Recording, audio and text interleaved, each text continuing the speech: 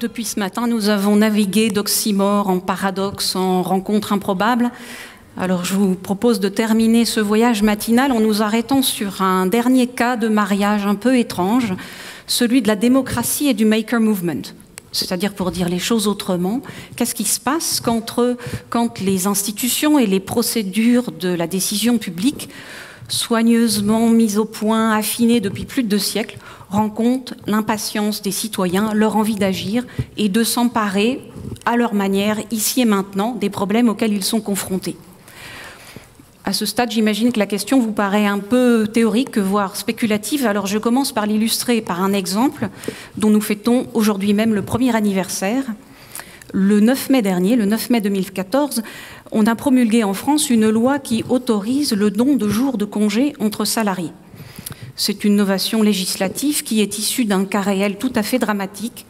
Un ouvrier de l'usine Badois à Saint-Galmier qui avait un enfant âgé d'une dizaine d'années atteint d'un cancer en phase terminale.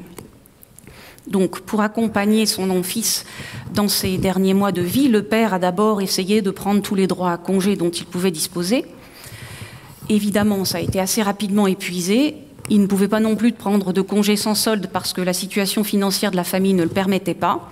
Donc, impasse. Que s'est-il passé à ce moment-là? Les autres employés de l'usine sont allés voir le directeur et lui ont dit « Mais nous voudrions donner nos jours de congé à ce collègue ». Le directeur a accepté. 170 jours de congé ont ainsi été offerts. Et puis l'histoire s'est terminée tragiquement par le décès de l'enfant. Et le député de la circonscription, voulant tirer les leçons de cette histoire, a pris l'initiative d'une proposition de loi pour créer un cadre juridique qui, à l'avenir, sécuriserait des manifestations de générosité de ce type. Donc ce que vous voyez là, c'est un exemple tout à fait emblématique d'une situation nouvelle où des droits sociaux, c'est-à-dire un certain aspect du service public, sont non plus produits par l'administration ou les pouvoirs publics, comme c'était le cas traditionnellement, mais coproduits par des citoyens qui pourraient être vous et moi, et qui en l'occurrence sont des collègues de travail. Cet exemple est particulièrement spectaculaire, mais il est loin d'être le seul. Et si nous ouvrons les yeux, nous en voyons des manifestations absolument dans tous les domaines de l'action publique autour de nous. On voit ça en matière de sécurité, par exemple, avec désormais plus de 3000 communes en France qui ont déployé un dispositif qui s'appelle Voisins Vigilants, par lequel les habitants d'un quartier s'organisent entre eux pour exercer une vigilance mutuelle et donc un premier niveau de sécurité. Évidemment, pour les cas plus graves, c'est la police ou la gendarmerie. On voit ça dans l'éducation. Alors, je prendrai peut-être un exemple plus exotique pour nous faire voyager. C'est une école brésilienne qui a résolu de manière assez créative le problème typique des professeurs de langue, qui est comment je fais pour donner à mes élèves la possibilité de pratiquer la langue et donc de s'exercer quand j'ai 30 personnes pendant 1 heure. Donc le temps d'expliquer la grammaire et le vocabulaire, il n'y a plus de temps. Donc qu'est-ce qu'elle a fait, cette école? Elle a passé un partenariat avec une maison de retraite des environs de Chicago. Et vous avez en binôme des retraités américains et des jeunes élèves brésiliens qui parlent par Skype, qui font des heures de conversation, ce qui permet aux jeunes élèves de pratiquer l'anglais, ce qui est quand même bien le but, sans écarter le professeur qui supervise ces conversations, leur donne un script. Mais ce que vous voyez, c'est que le service d'enseignement est désormais coproduit par un professeur brésilien et des volontaires américains. Un dernier exemple pour finir et me raccrocher à l'actualité. Vous avez sans doute vu qu'il y a eu ce séisme au Népal récemment. Eh bien, on a vu cette fois-ci, comme dans tous les cas de catastrophes naturelles depuis désormais quelques années, des milliers de volontaires immédiatement, en quelques heures, se mobiliser pour établir une cartographie fiable des zones de désastre. C'est-à-dire sous l'égide d'organisations comme OpenStreetMap Foundation, par exemple. Ils vont prendre des photos satellites, des fonds de cartes, et dire si tel pont est toujours debout, telle route est toujours praticable, en les reportant sur une carte, afin que les secours puissent être opérationnels. Donc tous ces exemples, et je pourrais en ajouter bien d'autres, vous donnent un petit peu l'idée de ce que c'est ce phénomène qu'on voit apparaître, qui est finalement l'implication des citoyens dans la production du service public. Alors vous me diriez, une collection d'exemples, ça ne fait pas forcément une tendance, hein, c'est-à-dire un nuage de points, ça ne fait pas forcément système. Au cas particulier, on a de bonnes raisons de penser que oui, c'est-à-dire que c'est un mouvement qui est en train de se dessiner, parce que quand on analyse l'environnement, on voit qu'il y a deux facteurs extrêmement puissants qui poussent en ce sens. Le premier facteur, c'est que l'État, alors quand je dis l'État, comprenez les pouvoirs publics au sens large, ça peut être des collectivités territoriales, ça peut être des hôpitaux, ça peut être la sécurité sociale, enfin disons les pouvoirs publics, ont tout simplement besoin de nous, besoin de notre aide en tant que citoyens pour accomplir leur mission aujourd'hui bien plus qu'hier. Ils en ont besoin pour des raisons financières, parce que la contrainte budgétaire est telle qu'ils ne peuvent pas juste dépenser davantage pour améliorer le service ou tout simplement le maintenir. Ils en ont besoin pour des raisons techniques, parce que les problèmes auxquels nous sommes confrontés aujourd'hui ont changé de nature et que ça n'est plus seulement l'intervention de fonctionnaires ou la distribution de subventions qui va les résoudre. C'est-à-dire que si votre problème, par exemple en matière de santé, est passé du traitement des pathologies aiguës au traitement des maladies chroniques, alors ce n'est pas le médecin qui va faire la différence, en tout cas pas lui tout seul, c'est l'hygiène de vie de la personne à son domicile, la présence de son entourage.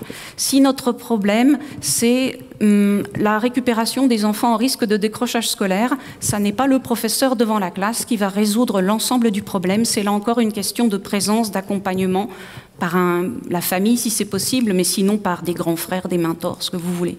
Si notre problème c'est la lutte contre le racisme et les discriminations, il ne suffira pas de quelques fonctionnaires dans un bureau ou de quelques règles, c'est chacun d'entre nous qui doit modifier son comportement. Donc la nature des problèmes qui a changé, plus la contrainte financière, fait que l'État a besoin de nous. De notre côté, nous, la société, nous avons changé aussi. Et ce qu'on voit, c'est des citoyens beaucoup plus impatients d'agir et de s'emparer des problèmes. Et si les citoyens ont envie d'agir, il n'y aurait rien de plus dangereux pour l'État que de faire semblant de l'ignorer, parce qu'à ce moment-là, cette envie d'agir va s'exprimer en dehors de tout cadre et peut conduire à des débordements. Là encore, j'imagine qu'un petit exemple vaudra mieux qu'une longue explication. Pensez à ce qui s'est passé en janvier après les attentats contre Charlie Hebdo ou contre l'hypercacher.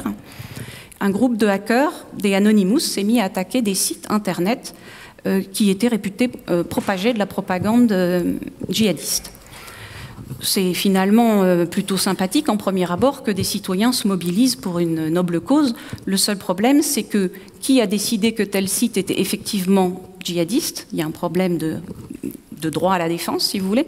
Et deuxièmement, plus facilement visible, dès le lendemain, les cyber-djihadistes ont répliqué par des milliers d'attaques sur des sites publics en France. Donc on est dans un engrenage de loi de la jungle. Néanmoins, donc, on voit bien ces forces qui poussent, l'État qui a besoin de nous, nous qui avons envie d'agir, et c'est pourquoi je pense qu'on a affaire à une véritable tendance. Alors si c'est le cas, prenons-le au sérieux et demandons-nous quelles conséquences cela a. Ça a des conséquences pratiques, bien sûr, c'est-à-dire qu'il faut que l'administration revoit ses procédures, son organisation. Je laisse là de côté, ce n'est pas le propos du jour, mais ça a des conséquences politiques extrêmement importantes, qui est ce sur quoi je voudrais m'appesantir, ni plus ni moins en réalité qu'une modification assez substantielle du contrat social entre les citoyens et l'autorité publique. Alors, pour expliquer ça, je suis obligée d'entrer un peu plus dans le détail. Pour l'instant, j'ai fait comme si tous ces phénomènes d'implication des citoyens dans la production du service public étaient plus ou moins similaires. En réalité, ils sont de deux sortes assez différentes. Pour reprendre le jargon des sociologues, les uns relèvent de ce qu'on appelle la réciprocité simple et d'autres de la réciprocité élargie. La réciprocité simple, c'est donnant-donnant, c'est-à-dire moi, service public, je vais demander à vous, citoyens, de faire votre partie du travail si vous voulez recevoir le service. Donc, vous devez trier vos déchets recyclables si vous voulez que vos poubelles soient enlevées devant chez vous.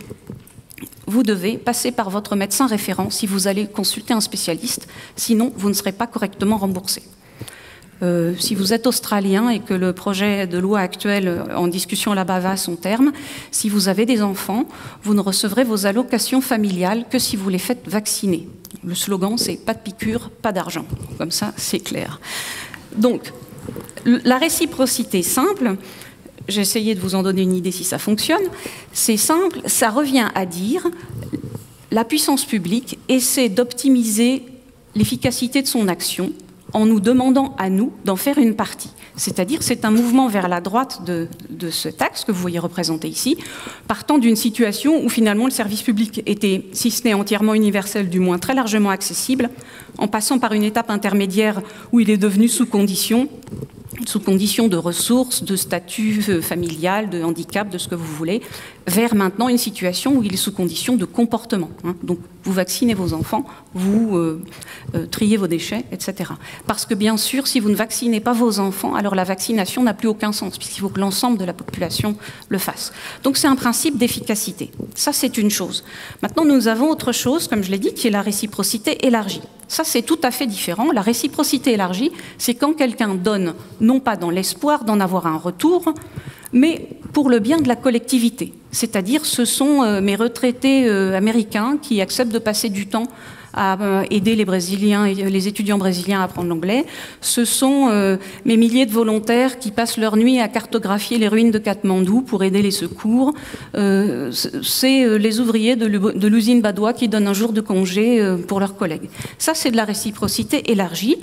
Et donc, finalement, ça consiste à passer du chacun pour soi, et entre parenthèses, l'administration pour tous, à chacun pour tous, enfin, idéalement.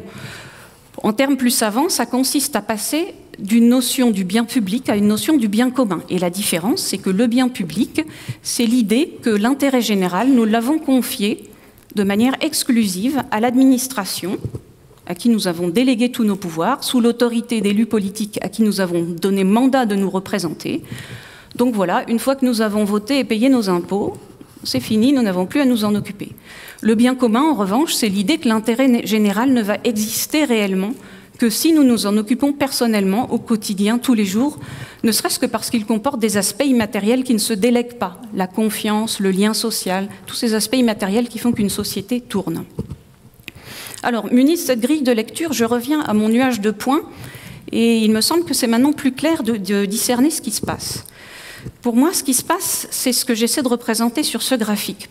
Nous sommes ici dans une situation, dans le carré numéro 1, où vous avez d'un côté la puissance publique qui est en train de cheminer sur un axe horizontal, c'est-à-dire le long d'une réciprocité simple, en se disant « bon, il y a une demande sociale immense, j'ai des moyens limités, il faut que je trouve un moyen de gérer la pénurie, et pour cela, finalement, de mettre des conditions à la délivrance du service public, de demander aux citoyens de faire leur partie du chemin. » Donc, l'État se déplace latéralement vers la droite de ce graphique. Mais pendant ce temps-là, les citoyens, eux, ils font tout à fait autre chose. Ils sont en train de se déplacer vers le haut, vers ce que j'ai dénommé ici Open Bidouille, parce que je trouve que c'est un nom assez sympathique et qui dit bien ce que ça veut dire. C'est le nom réel d'une association qui promeut ce genre d'idée. C'est-à-dire, le service public n'est plus si facilement accessible qu'autrefois, donc on va se débrouiller par nous-mêmes. C'est-à-dire, bon, le quartier de ma ville n'est pas suffisamment desservi en transport public, eh bien, c'est pas grave, je vais faire du covoiturage. Il n'y a plus de place dans la crèche municipale, eh bien, je vais me grouper avec d'autres familles, on fera une garde d'enfants partagée. Ça, c'est Open Bidouille typique. Est-ce qu'on peut durer longtemps avec des dirigeants politiques et administratifs qui partent dans un sens et des citoyens qui partent dans un autre sens? Alors, il y a évidemment un scénario négatif, c'est que les mouvements contraires des uns et des autres aboutissent en fait à ce qu'on reste coincé dans la case numéro 1, ce qui est un scénario très défavorable parce que c'est une paupérisation sur pied du service public. Mais comme nous sommes CETED, nous sommes optimistes et résolus, n'est-ce pas Delphine? Donc je vais plutôt vous parler de la vision plus optimiste des scénarios qui sont devant nous.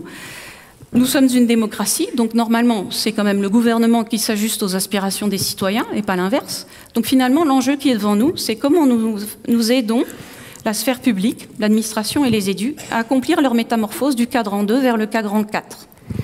Alors on peut le faire. Pour l'administration, ce sont des dispositions qui commencent à être bien conçues de transformer l'organisation en plateforme, ça s'appelle techniquement.